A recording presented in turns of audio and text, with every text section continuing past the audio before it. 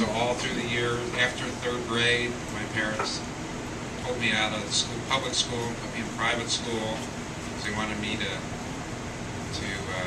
be as smart as I could, I guess, do as much as I could. So I went to private school, then I went to boarding school, then I went to college, and so they worked really hard, and they put both my brother and I through. They spent a lot of money on education. So what did I do after I graduated? I got a job after my dad kicked me out of the house, finally. Remember that? Yeah. And so the very first thing I did was learn how to skydive and free fall. And so when I went back to my parents, I will never forget my mom saying, "After we spent $100,000 on your education, you're jumping out of airplanes?"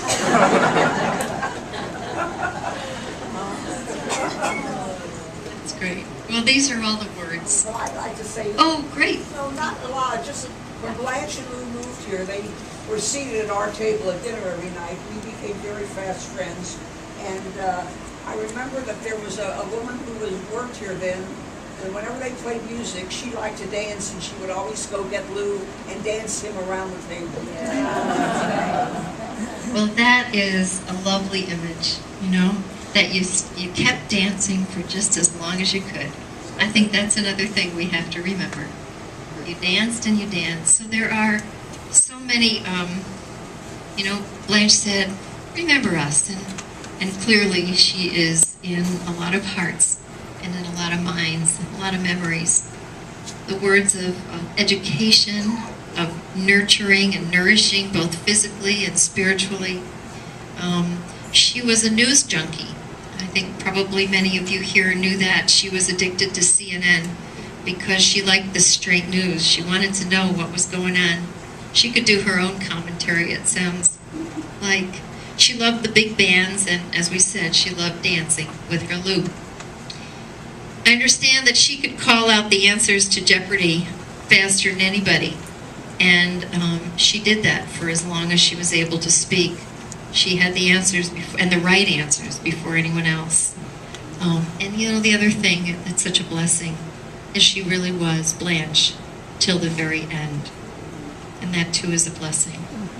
In a few moments, we're going to hear another part of her legacy. We'll hear some more music from Ben, something I'm sure that brought her comfort and joy and great pride.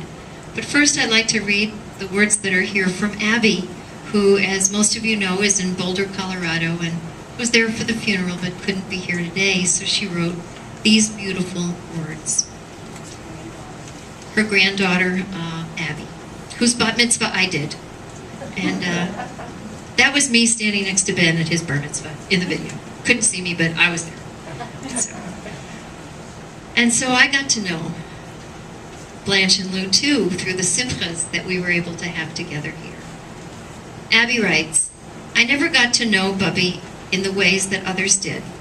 But since her passing, I've heard so many people comment on her strength, her discretion, and her fierce loyalty. As a beloved granddaughter, I never had the occasion to meet her like that. She was too busy loving us grandkids in other ways. Bubby was the keeper of our family history and our traditions and our recipes. Anyone who has ever been to a Seder knows just how important food is to the Jewish tradition. Passover was the time of year when our entire family gathered together. Dozens of people, cousins, aunts, great-grandnieces and nephews, and Bubby fed them all.